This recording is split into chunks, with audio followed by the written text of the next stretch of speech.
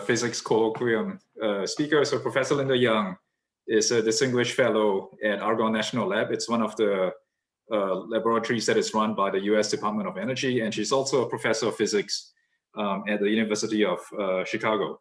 So at Argonne, she leads the atomic, molecular, and optical physics group that specializes these days in trying to understand, fundamental interactions between X-rays, ultra-intense and ultra-short X-ray pulses with matter. In fact, she was the leader of the group that ran the first experiments at the world's first X-ray free electron laser. This was back in, can you remind me again when it was, Linda? It was 2005? Yeah, 2009. Oh, 2009, sorry, yeah, 2009. So she has served as the director of the X-ray Science Division at Argonne, and she was also previously chair of the Division of AMO Physics of the American Physical Society.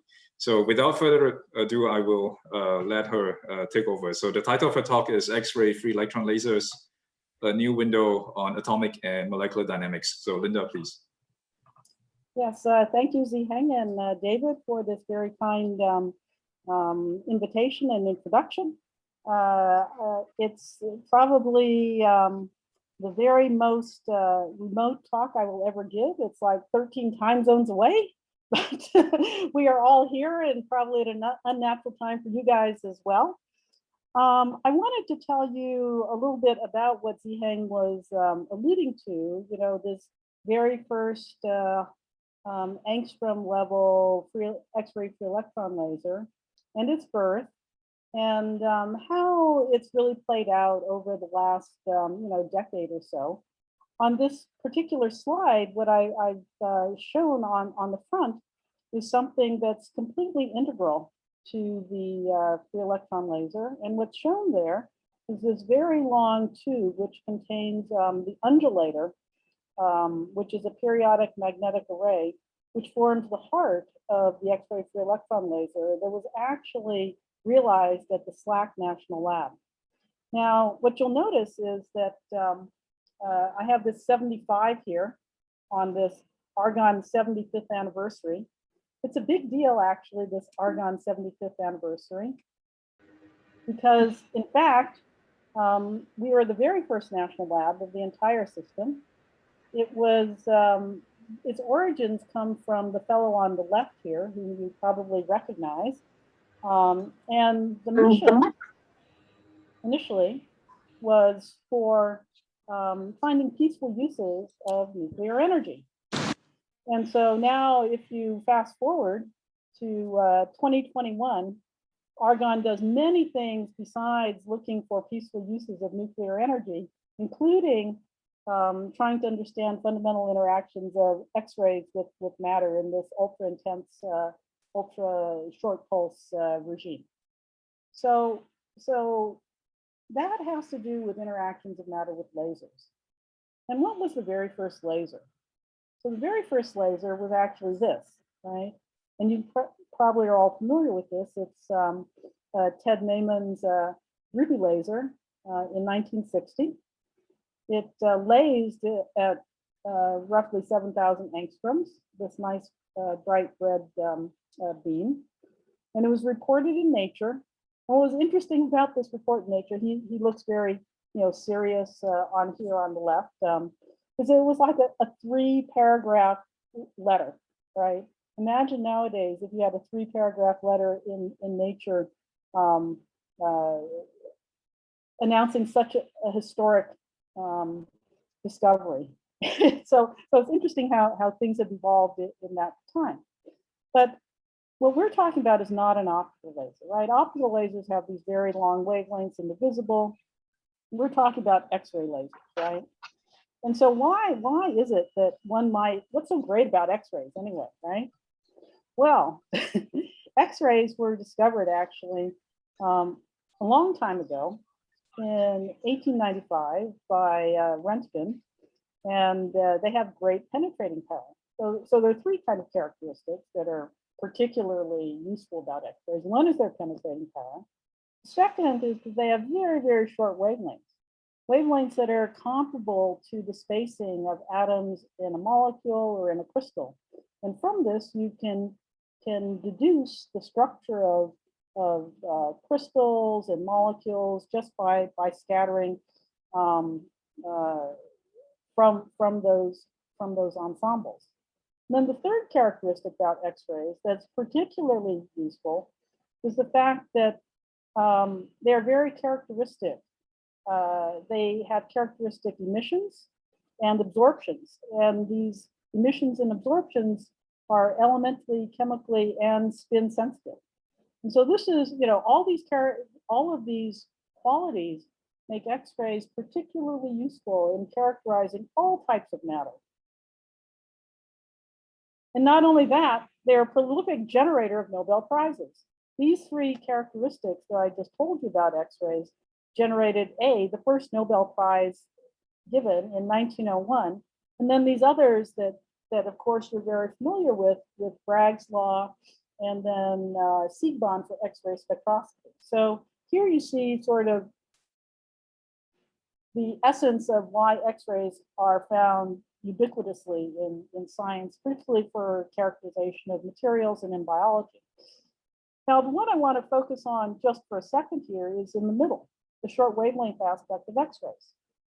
Because I would have to say, if you actually go through what's happened through the series of all the Nobel Prizes that have been awarded, that is the one that actually is the most prominent. And in fact, in 2014, Nature made this compendium of all the milestones in crystallography. And there are many, many such milestones. But the very last one, and right? I mean, you're very familiar that there is, the X-ray crystal structure of DNA, of the ribosome, of G protein coupled receptors, of all kinds of things recently. But the very last milestone that they have has to do with X-ray free-electron lasers. And that milestone has to do with the fact that, maybe we can look at these crystal structures without actually having to crystallize anything. Maybe we can determine the 3D architecture of some complex molecule by just looking at it very rapidly before it disintegrates. So we don't need the enhancement given by the structure of the crystal to actually see all the spots and reduce the structure. So this was a great impetus for making the X-ray free-electron lasers. But not only is it interesting in that fashion, it's also very interesting because the flashes that come from the X-ray free-electron laser can be very fast. And so you can not only see things that are very small due to the very small wavelengths, but you can also look at things that are ultra fast. And this is just a compendium, a very nice graphic, originally made by Joe Storr, who's the very first director of LCLS, talking about some of the various timescales of things that are of interest. And for atomic and molecular processes, we're looking down here in sort of the 1 femtosecond regime, the Bohr period of the valence electrons on the order of a femtosecond. For inner shell electrons, for the 1s electron in hydrogen, it's more like a couple of 100 attoseconds or so. And for vibrational periods in water, it's on the order of 10 femtoseconds. So getting down to this very short time scale allows you to really film molecules in action. And if you can do that for very complex species, that's pretty cool, right? So this quest for an X-ray laser began way before free-electron lasers. Right? That was, and there's a very nice history of it. It was written by Jeff Hecht in this Optics and Photonics News in 2008. And it's kind of hard to make an X-ray laser in the normal way that you made the Ruby laser, where you get a population inversion of a particular atomic level and it's stimulated to emit. And this is because the radiative lifetime of the upper state is very fast when you get to X-ray wavelengths. It scales on the order of lambda to the -3. And then the pumping power that's needed to maintain the gain in such a system scales at an even higher power of lambda. And then there are no mirrors that really work at normal incidence for these short wavelengths. So all these things make it really hard to make an atomic X-ray laser. And there were two potential solutions that were pursued. One was a laser pumped target, and one was a bomb pumped target. Remember the original Ruby laser? It was a flash lamp pump laser. It was about 1 centimeter long, and now we're talking about something a bit different here. And so here, the very first amplification of spontaneous emission was done at Livermore using this NOBEL laser.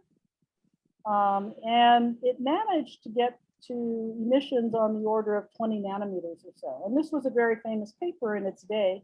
I don't know, it was before Zhang was born probably. But in 1985, they took that room-sized laser and focused it on this selenium thin film and managed to get emission at around 20 nanometers. This is still quite far from an Angstrom laser, right?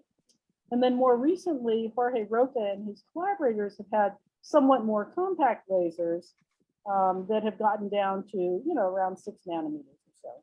But still, this is pretty far from an Angstrom laser. So how is it that we're going to get to an Angstrom laser? It turns out that all these things actually flow through this DOE National Lab system, interestingly enough, right? And so, so Argonne, let me just tell you, we're over here, we're near Chicago, and all this action here that I'm talking about is actually taking place over here in California, in these national labs here. Livermore, that was doing the laser pumped and bomb pumped X-ray lasers, those of which are, I believe, classified. Or maybe unreported in the public literature is a better way to say it. But it's actually SLAC, the Stanford Linear Accelerator Center, that realized the very first Angstrom level X-ray Free-Electron laser. This XFEL is based on the last kilometer of an existing 3-kilometer Linac, SLAC. It was proposed by Claudio Pellegrini in 1992. That was, SLAC has a particularly storied history with this Linac. It has it's been the source of Nobel Prizes for the discovery of the psi particle and for the quark nature of the proton. But come, 1990-ish, because its maximum energy was only 50 GeV, it became less cutting edge for high energy physicists. So therefore, it was really great when Claudio Pellegrini came up with this idea. Well, why don't we use this Linac to make a free electron laser? And so, using the Linac with the injector at the 2-kilometer point and the last third of the Linac to accelerate up to about 15 GeV, you could actually produce X-rays at 1.5 to 15 angstroms through an undulator, this periodic magnetic array that was about 100, a football field long, 100 meters long.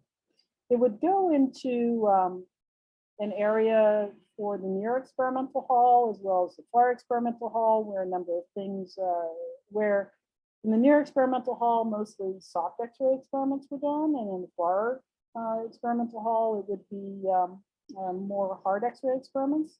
And as you can see, there was collaboration between a number of different national labs. Argonne, where we made this undulator for for the free-electron laser. Livermore, which worked quite hard on a number of the mirrors and other diagnostics. And of course, SLAC with the electron accelerator. And this is UCLA, where Claudio Pellegrini actually is a professor. So let's see. On April 10, 2009, it was a big deal. LCLS lased at 1.5 angstroms. This is the SLAC Linac that I showed you before. And these are two YAG screen prints, as you can see from the timestamps, only about 30 minutes apart. And let me just read you this, this quote from John Galida, who was the project manager. In my life before SLAC, I had the privilege to participate in various capacities in the design, construction, and commissioning of 2 Linacs, 2 synchrotrons, 4 storage rings, and 3 FELs. Now I've had the privilege to be in SLAC's main control center on April 10th, when the Linac Coherent Light Source became a 1.5 angstrom laser. I don't expect I will ever, as long as I live, see such a beautiful, smooth turn on of any light source. With each undulator placed on the beam path, the FEL power increased by a factor of 2.3. 2 hours into the first attempt at lasing, the pinpoint of FEL light from 12 undulators was nearly 2,000-fold more intense than plain old undulator radiation. The team called it quits at 11:30 that night. When they returned at 8 a.m. the next morning, the FEL light came back as soon as the shutter was opened. So these guys were very happy. This is John Galida here, and this is some of the team that made it all happen. And you can see it's a very close-knit and not infinitely sized crew, and that's kind of how it was in the control room. This actually shows the undulator and the buildup towards saturation with injecting about 250 picocoulombs of bunch charge, and this is a YAG screen about 50 meters downstream. So it's really extremely beautiful. So what is kind of new about these X-rays? You probably, the X-ray laser compared to a synchrotron. That's kind of shown in this slide. Probably some of you have been using synchrotrons before, but this shows as a function of year, the brightness, the average brightness on the left and the peak brightness on the right. And what you can see is that this 3rd generation ring, this is similar to the hard X-ray ring that we have at Argonne, the APS and the ESRF and the Spring 8 in Japan, that there's this jump of about 10 to the 10 increase in peak brightness. So what happens when you have this super peak, this very high brightness, is that you can focus it down. And if you focus it down, you can get up to very, very high intensities, around 10 to the 20 watts per square centimeter.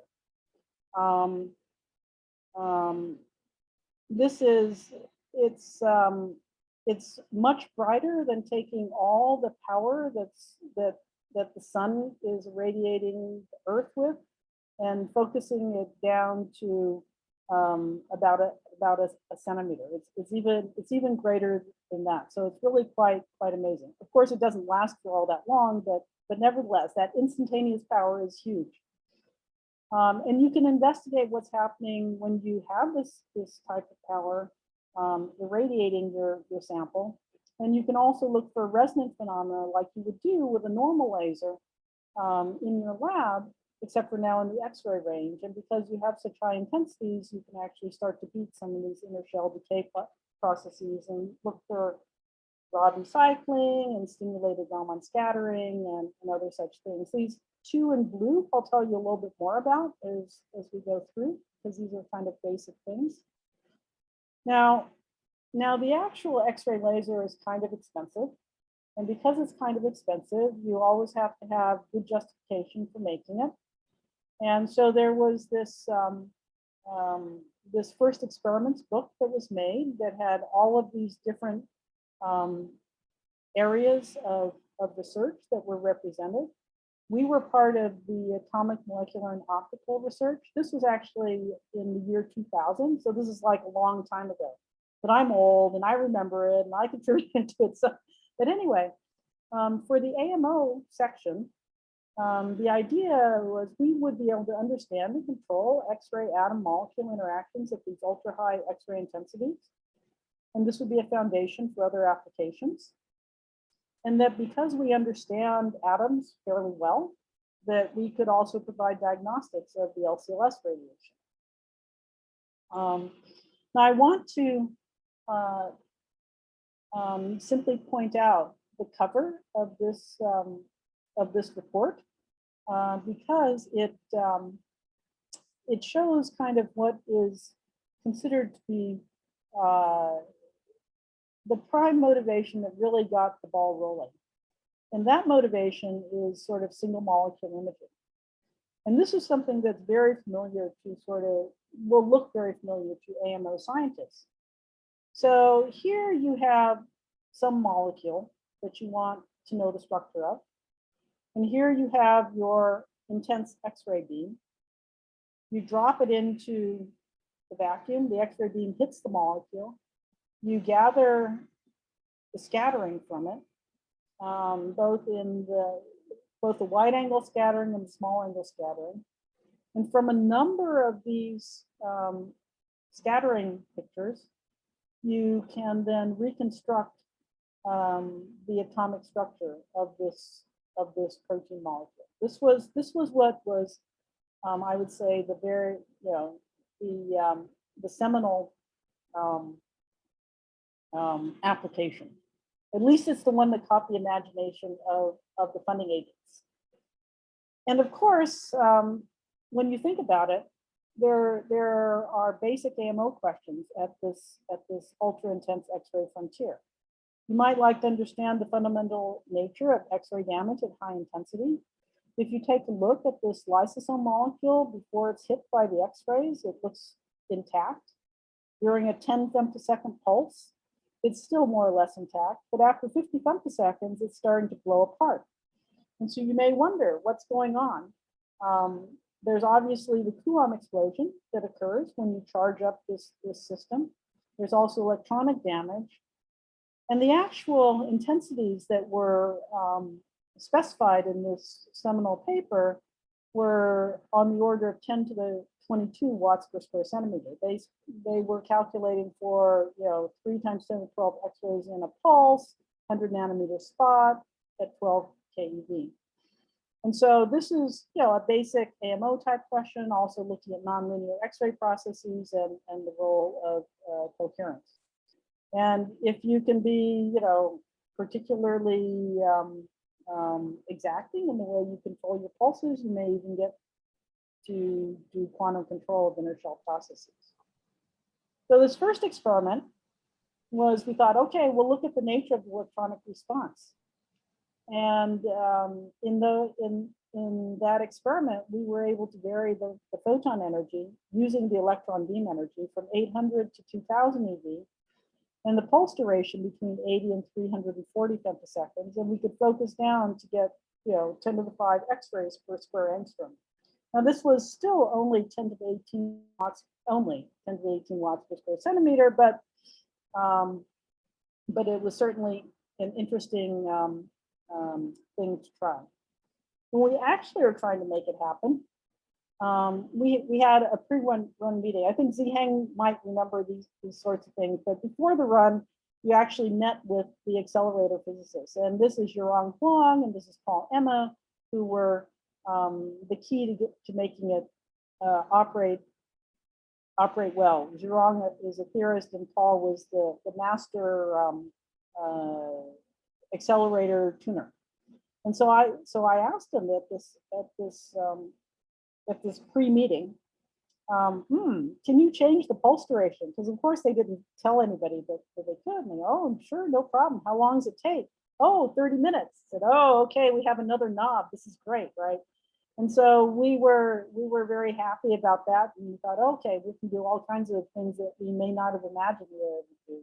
But of course, when you go in, the next day, the very first thing you have to do is leak checking. So although you think you have a very simple experiment and you end up leak checking as the first thing that you do. it's a typical experiment. So what was our approach? Our approach was to start with a well-characterized target. We chose neutral neon. You know the binding energies of the 1s and 2s and 2p shells. There are only 10 electrons. You know what happens when you kick out an inner shell electron. You have an OJ yield of about 98%, and the clock is happening at around 2.4 femtoseconds. Since we could change the photon energy from 800 to 2000, we could probe the changes in the interaction from the outer shell to the inner shell. And this is just a cartoon of the neon photoabsorption. Here you're looking at valence electrons, and it jumps up when you get to the binding energy of the 1s electrons. Of course, we're guided by theory, and these were our theorists at the time, Nina Rohringer and Robin Santra. And they predicted the various charge states as a function of X-ray energy. And we chose 3 target energies below the K edge,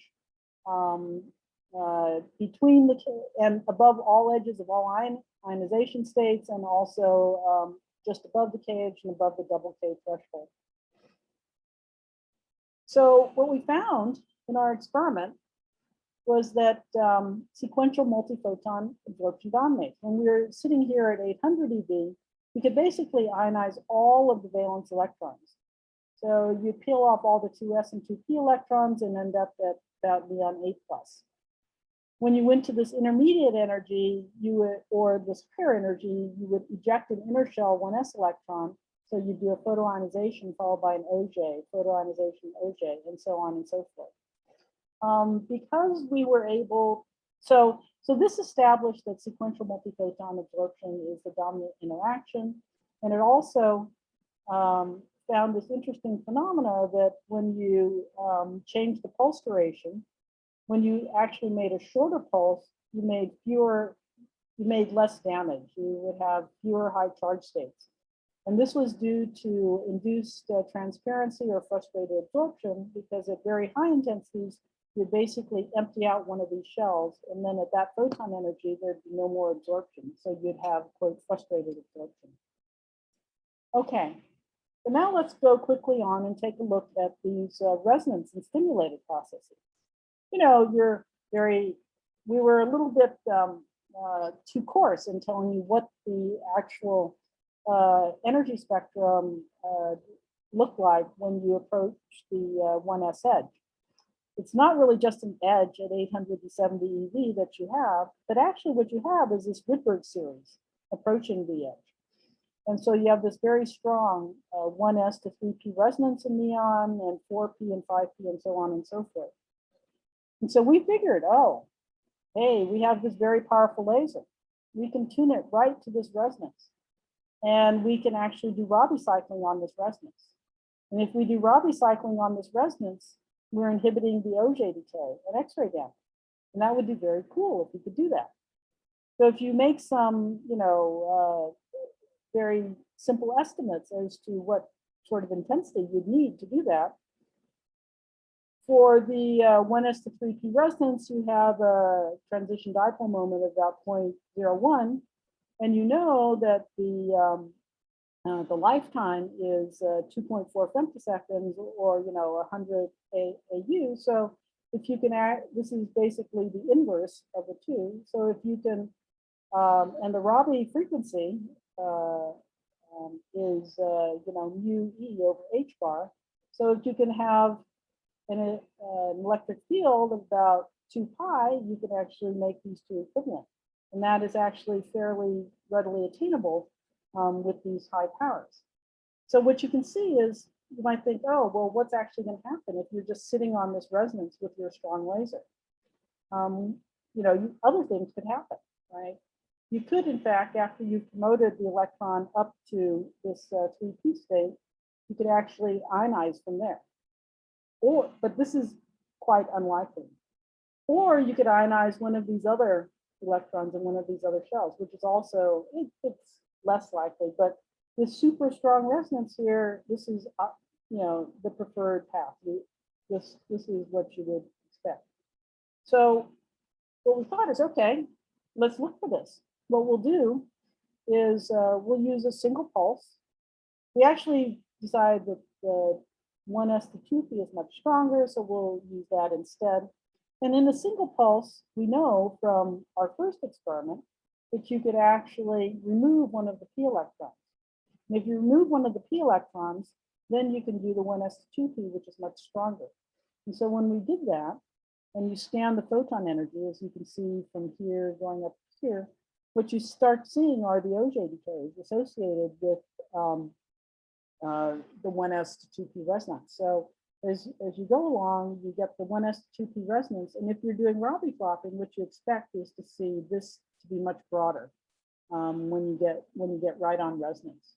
We didn't really, I mean, we saw it, but it was a little bit, it wasn't very so dramatic. But the other thing that was really important about this was the fact that, oh, you know, when you're actually exposing your sample to radiation, what you're doing is you're creating a whole slew of resonances.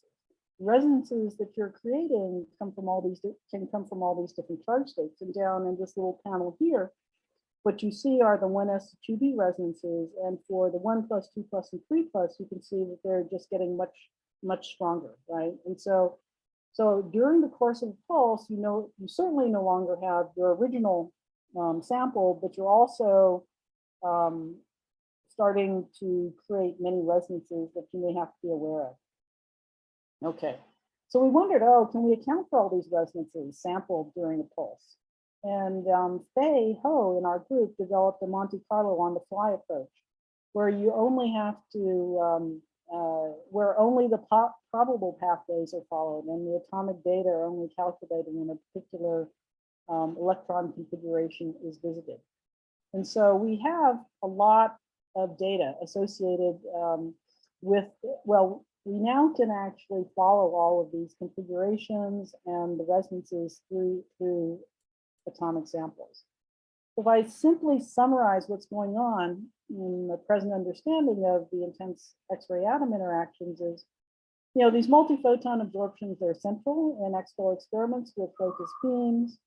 The photo absorption stimulated emission rates, they can exceed the rate of inner shell processes.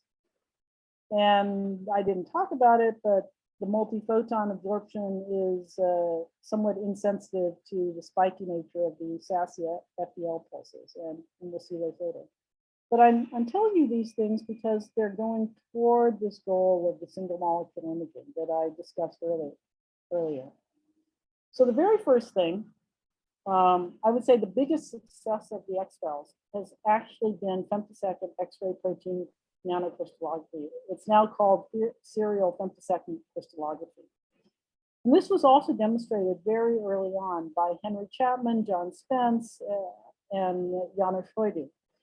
And here, it's very similar in concept to the single molecule imaging. The only difference is now you have put into your sample not a single molecule, but actually a small crystal. And then you take your X-ray pulse and you scatter.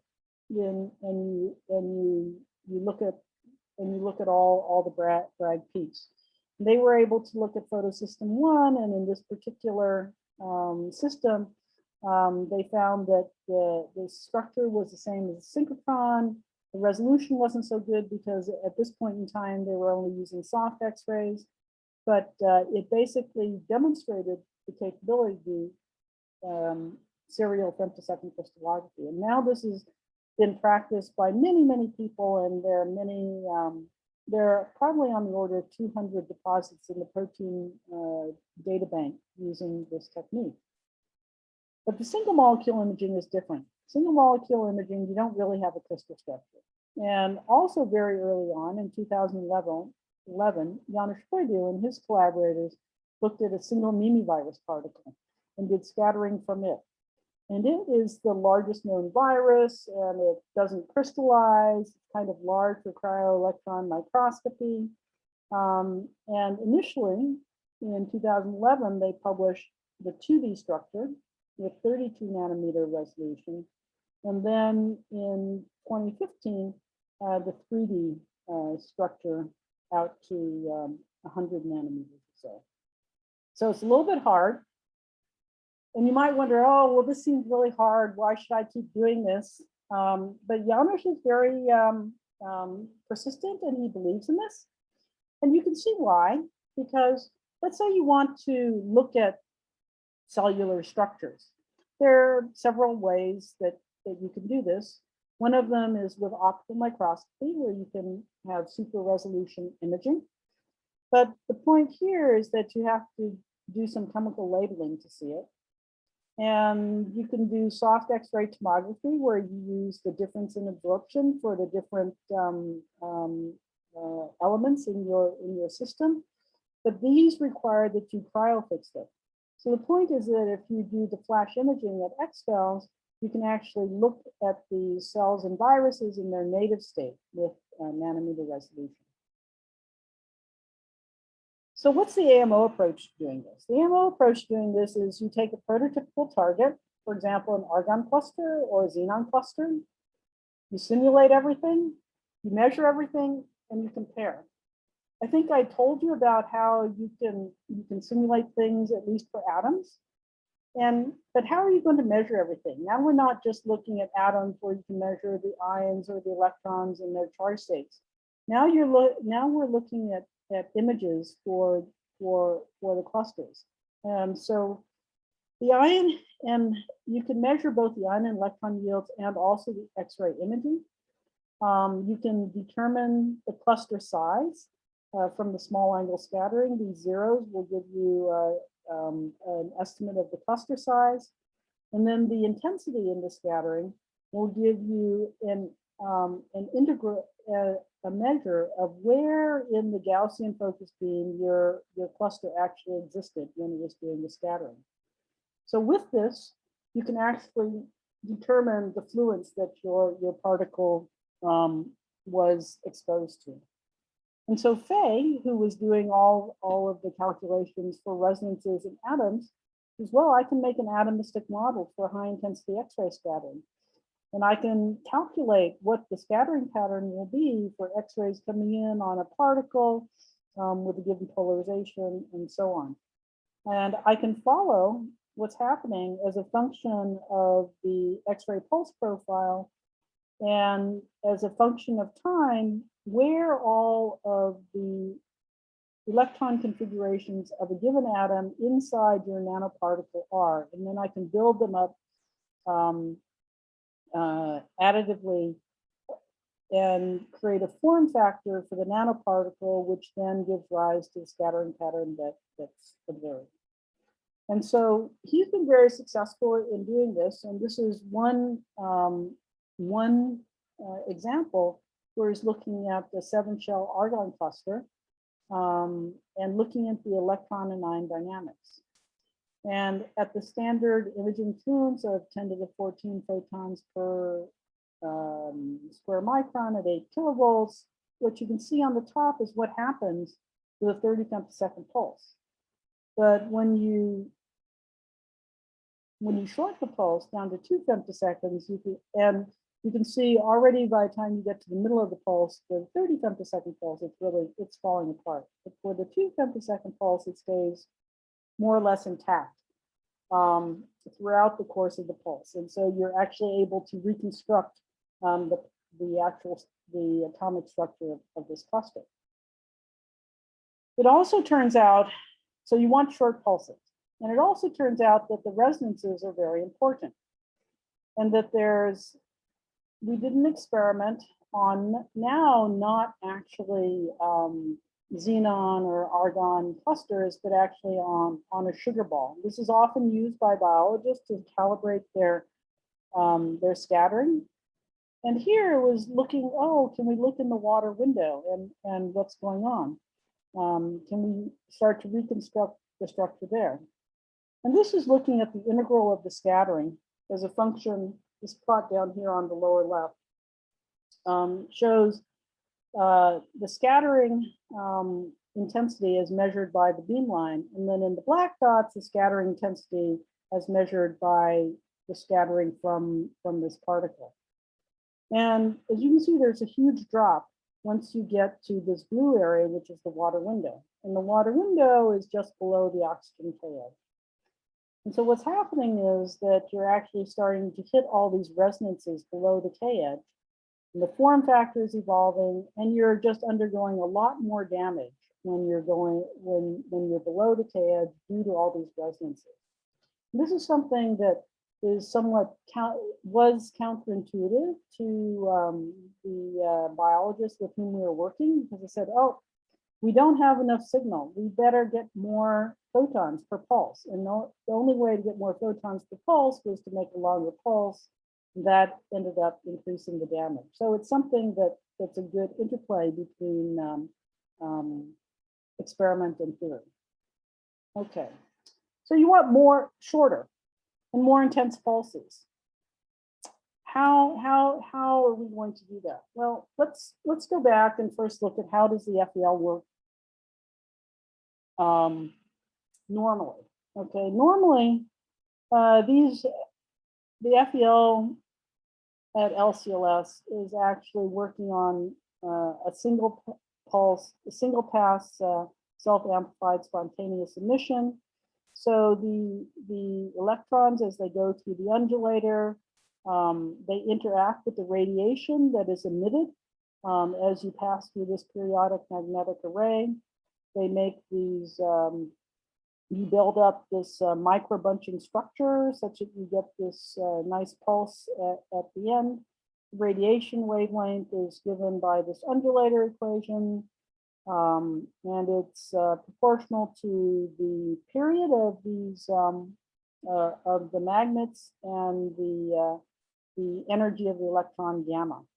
And there's a power gain length that we saw before, which is on the order of meters. But when you build up from noise, what happens is that you actually are getting a stochastic spectrum both in the temporal domain and in the spectral domain. And you can have hundreds of spikes in each of the bunches that you're looking at.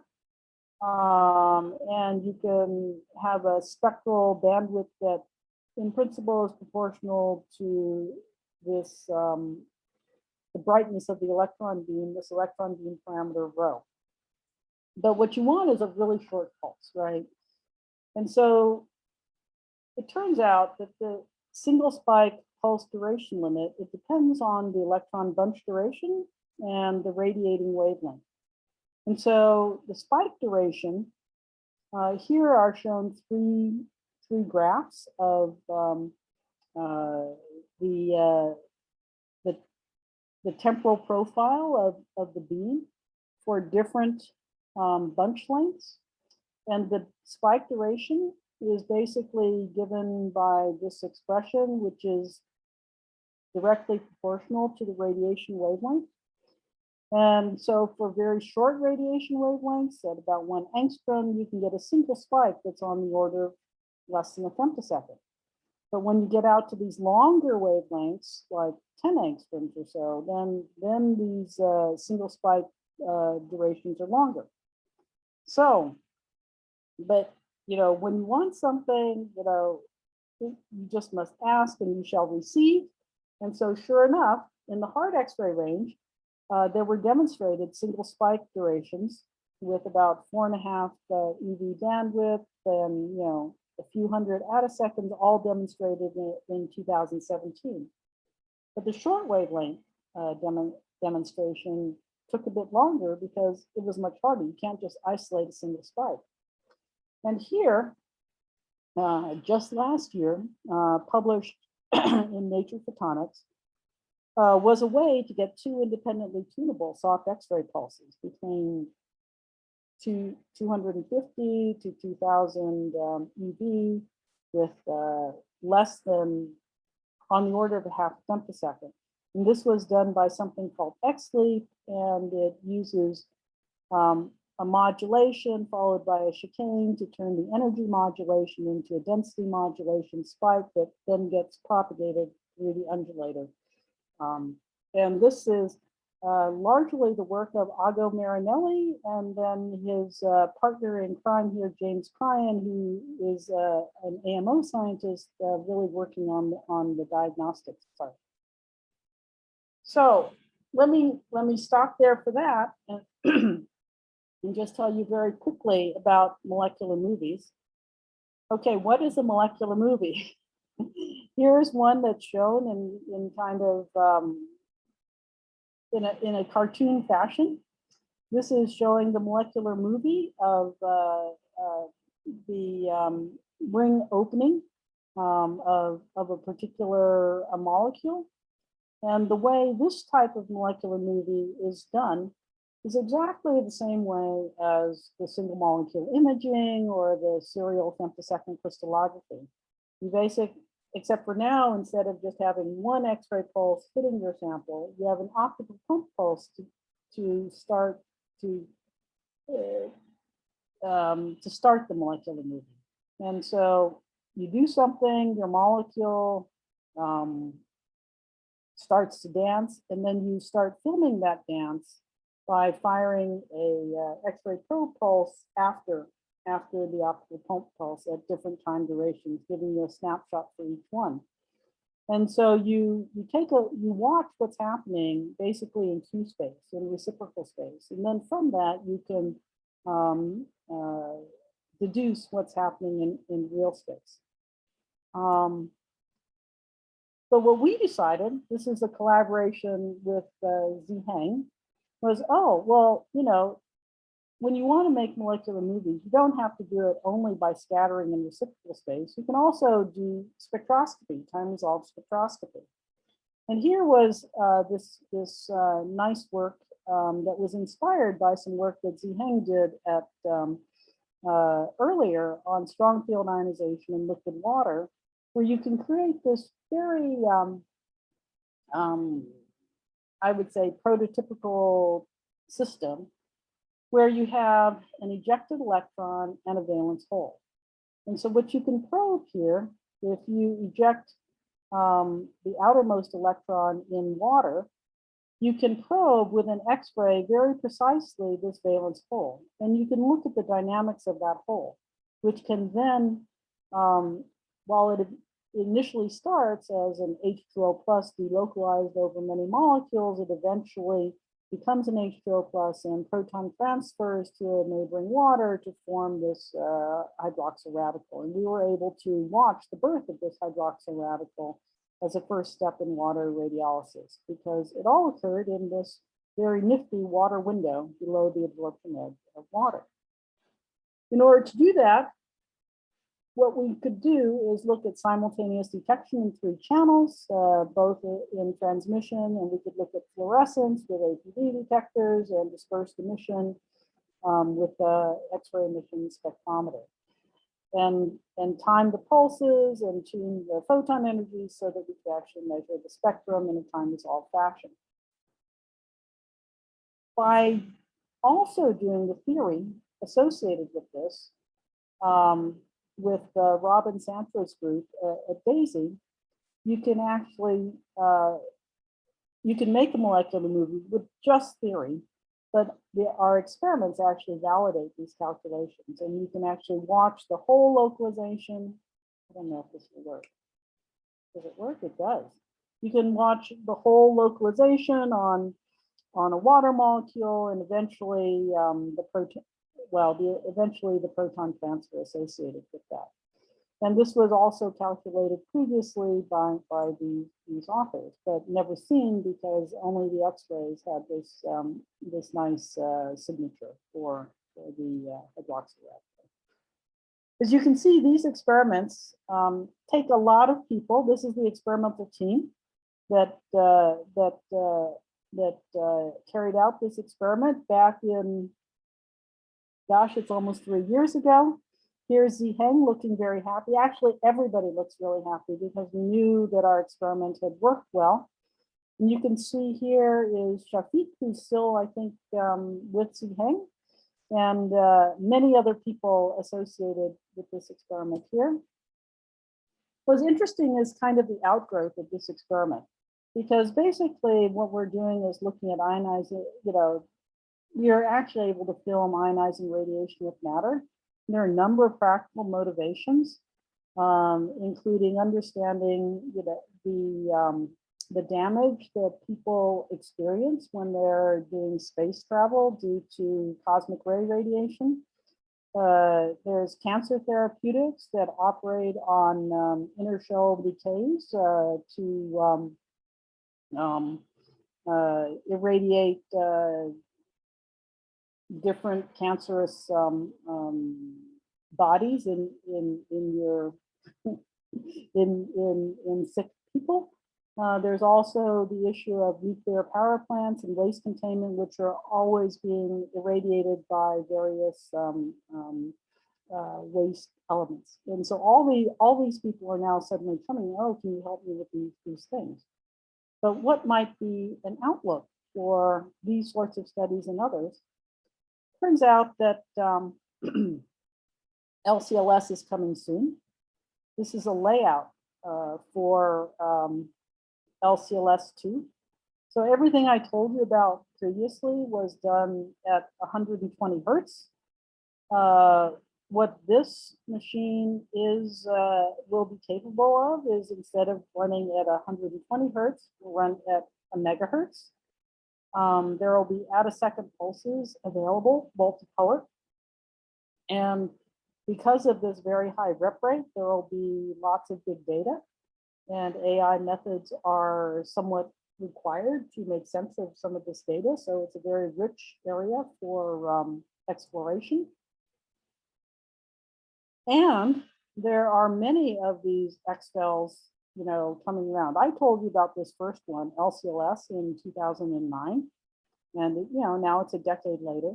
But as you can see, there are other FELs that have come around the world. In 2017, the European XFEL and the Swiss FEL have come on board. These two in yellow are actually soft X-ray FELs, Flash in Germany, Fermi in Italy. And in Asia, very close to you guys, there is the Korean PAL-FEL and the Japanese SACLA. And coming soon will be SHINE in Shanghai, which will be as powerful as this LCLS2 that I just mentioned. So I want to conclude by just, showing my the rest of the group at present at AMO. On the top for all the staff members, Jill Duny, Fei Ho, Anne-Marie, and March, and Steve Southworth, who've been experimenting on these things since the beginning with me. And we have some new postdocs and students and a whole slew of collaborators from around the world. It's a very, what shall I say? If you want to see the world and get to know people in many different places, this is not a bad way to do it. We enjoy support from DOE'S and also from an EFRC IDRI. And this is just a summary of all the things that I told you about. I think the future is really exciting with these attosecond pulses, multiple pulses, multiple colors, high repetition rates, many things to investigate at this quantum, spatial, and temporal scale. And with that, I'll stop and take any questions. Thank you for your time. I know it's a strange time. And thank you very much.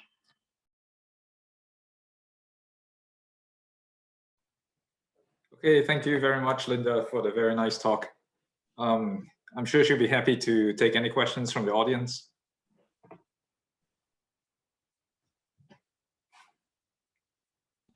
Okay, maybe I can start. Yeah, David. Yeah, I'm not an expert at all in this domain, but that's a very nice experiment. I'm in AMO physics and very impressed. I was just wondering, at this energy scale, you don't have any effect on the nucleus. You don't have any absorption in the nucleus and these kind of things happening? Well, nuclear resonances, there are Mossbauer isotopes, of course, that you could particularly target if you wanted to. We haven't been doing that so much, but there are people who would like to do it. So the type of FEL I told you about is the high gain SASE XFEL. There are seated FELs. Okay, so those nuclear resonances are very narrow, right? So instead of having femtosecond lifetimes, those things have like nanosecond lifetimes. And so they're not well excited with these broad SASE pulses. And so the other type of FEL that is currently operating is the seated FEL. But the seated FEL, which doesn't have all this spiky business that I was telling you about, it doesn't get out to very high energies. It only goes up to maybe 400 EV or so, which is a little bit low for nuclear resonances. But there is something that's in the works called an XFEL oscillator. The XFEL oscillator,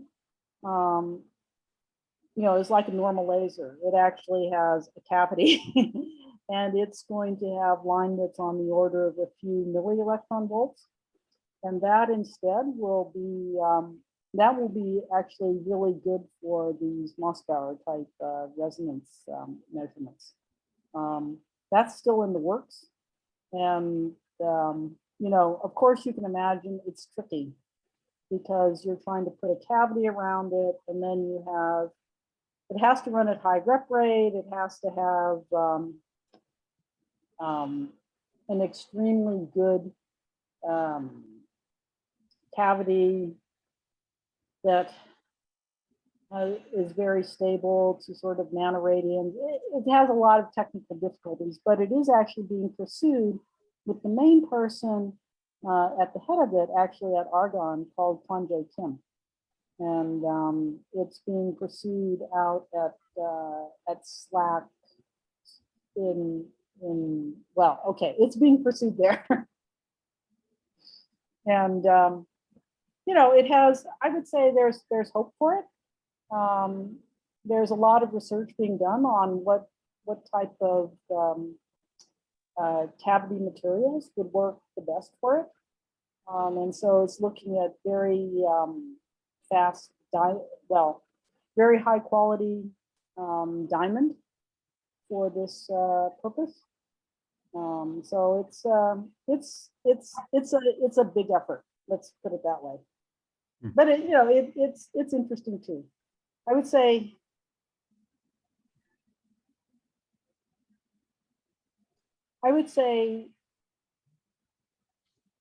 it's not such. I would say that's not the biggest community, right, for the FELs. A big community actually is looking at high energy density matter. So because the X-rays can penetrate even plasmas, if you have a very high energy, high pulse energy laser, you can create conditions that are not dissimilar, very high pressure, very high temperature to interiors of planets. And that is maybe, well, it's not nuclear, but it's, it goes along these directions in very extreme conditions. It's not a bomb, but. Of course. Okay. Okay, any other questions for Linda? Well, I have a question about these sub-femtosecond pulses that were reported last year. Yeah. Does that mean that one can start to do these attosecond experiments? What about limitations from the timing jitter and so on? Okay. Actually, just last week we were doing this experiment. And the reason, I know that you're familiar with the timing jitter associated with an external laser, right, plus the X-ray laser. But in fact, we generated 2 X-ray pulses from the same electron beam, delayed just by a chicane in the accelerator. And there you can actually obtain, attosecond type precision between those 2 pulses. So you So can, with these chicane structures, you can controllably get down to the, I see. So what we could actually do was, you know, the undulator is whatever, 100 meters long, right? So you can use like 9 segments, and then you can have a chicane and a bunch more segments. So in the first part, you can generate one wavelength, and in the second part, you can generate another wavelength. And so you can time the two very precisely with respect to one another. And so if you make it up, if you make the second set of undulators a harmonic of the first set, you can reuse the microbunching from the first set to seed the second set. And so then you get pretty high energies from the second set. So what is the ultimate resolution limit over here? Oh, I don't think I know what the, I mean, what they calculate is some few attosecond. That's what they calculate, right? But until you actually observe a 2-photon signal, you won't really know. On the other hand, the Fermi accelerator did a coherent control experiment with this, and they were able to get down to, I think, 3 attoseconds. Oh, okay. So I mean, very, very fast. I mean, very good precision with these chains. I would say the accelerator folks are, well, they have years of control. They try to, you know, collide 2 particles going at tevatron with each other, and some they have very good control of their beams, I would say. Okay. There's a question in the chat box from a student, which I will just read out. So the student asks, this is from Ning Chen. She's asking, you mentioned that one of the applications of studying ionizing radiation is nuclear reactions. So how possible is it to conduct experiments on radioactive samples? Well, okay. So I guess I didn't really mean that it was for nuclear reactions per se, but an application is really understanding what happens when a nucleus decays because it emits ionizing radiation, and the X-rays that we have can mimic ionizing radiation.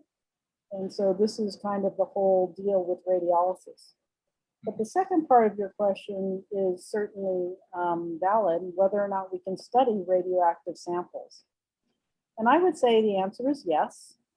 And I say this because at the APS, the synchrotron, we can study radioactive samples as long as they are contained properly.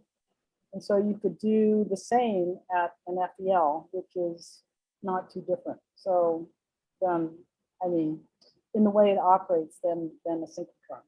So with the proper precautions, yes, you can study radioactive samples. Okay. Okay, any other questions?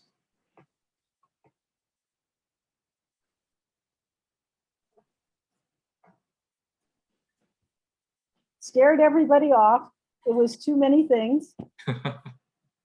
It's a lot of information. Yeah.